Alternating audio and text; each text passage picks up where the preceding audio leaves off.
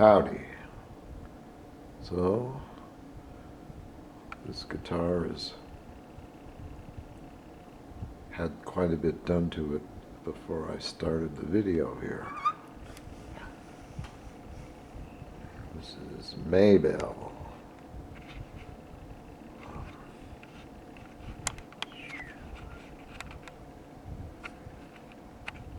Yeah, Maybell.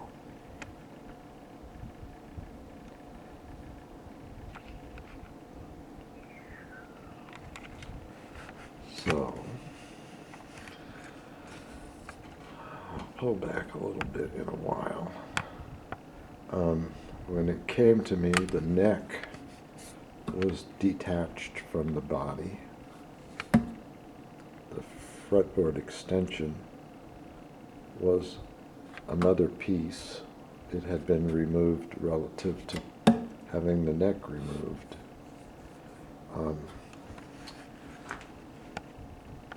This is a silk screen. It's not inlaid, and it was done off center. It's not centered this way on the hole.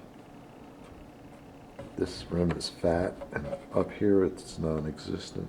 So this is going to disappear.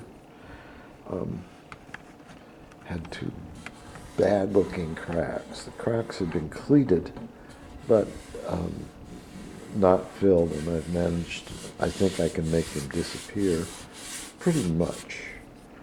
There's also a dig right there that I've filled with the wood dust from the fretboard. I think that's where it came from. Yes, when I leveled the fretboard. Anyway, the first night I reattached the neck, and last night I refretted the neck and added the bridge. The scale is 23 7/8. That's 0.875 instead of 24. I started measuring this stuff out to place the saddle, and I've confirmed it with my Bible. This is the book. It has all the fretboard charts from basically mandolins to basses. I'll take out my calipers and confirms fret spacing to then again confirm the whole neck. Anyway,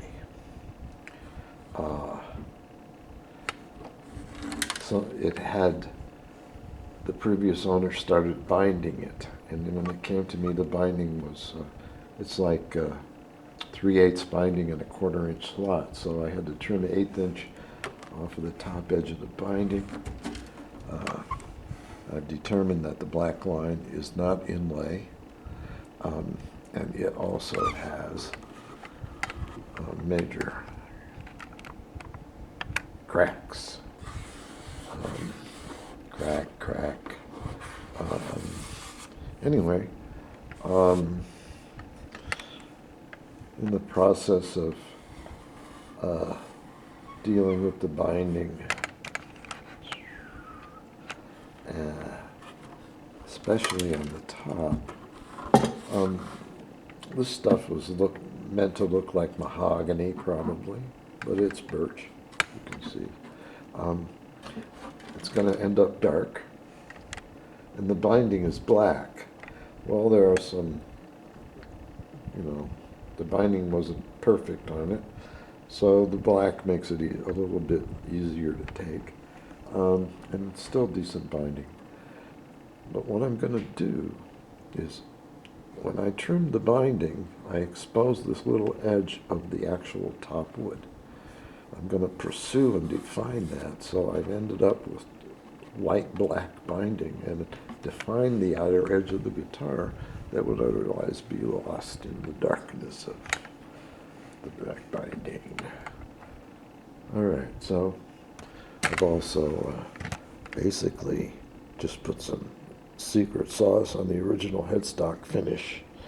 I'm not going to mess with it, I don't think. It's been refretted. Those are the original clay dots. Woof.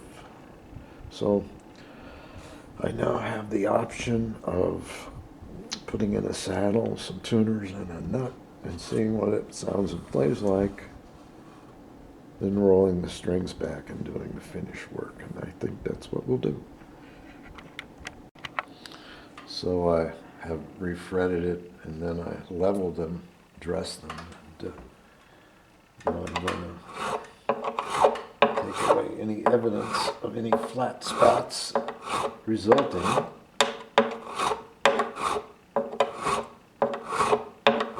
from leveling the frets. New frets.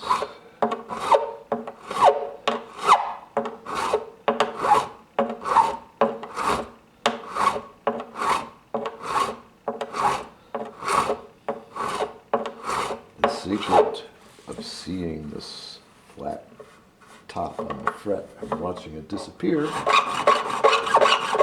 is that there's a light source up there. Boom.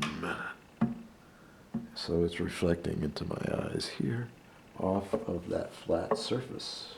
And when that flat surface is gone, I know that's as far as I have to go. I see it. It's a flat spot. You might be able to see it too. All right.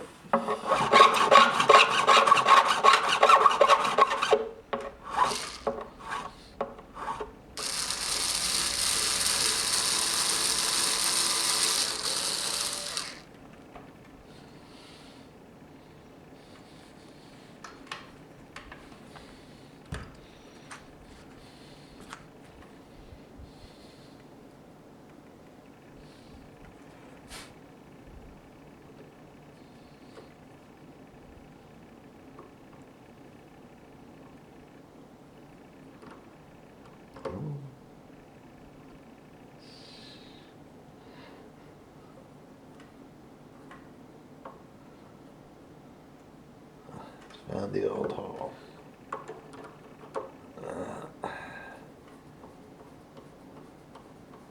It'll be fine.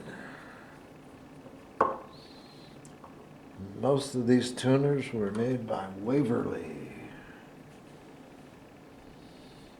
Once in a while I'll find one that says Waverly on the back. I don't know if they were all.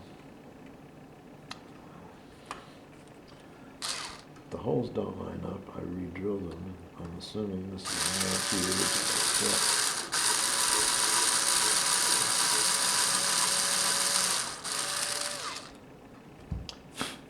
Oh, it was pilot holes.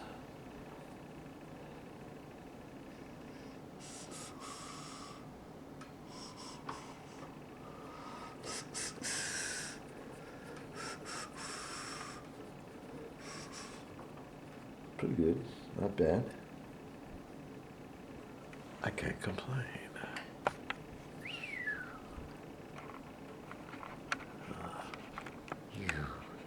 Anyway, we'll put them on. Put him on, put him on.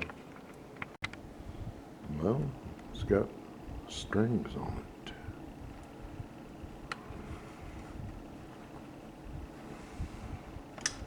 And tuners.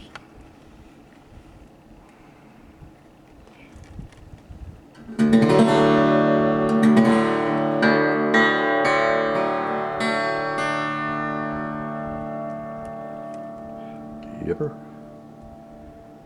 So now we'll end part one and start making it look good.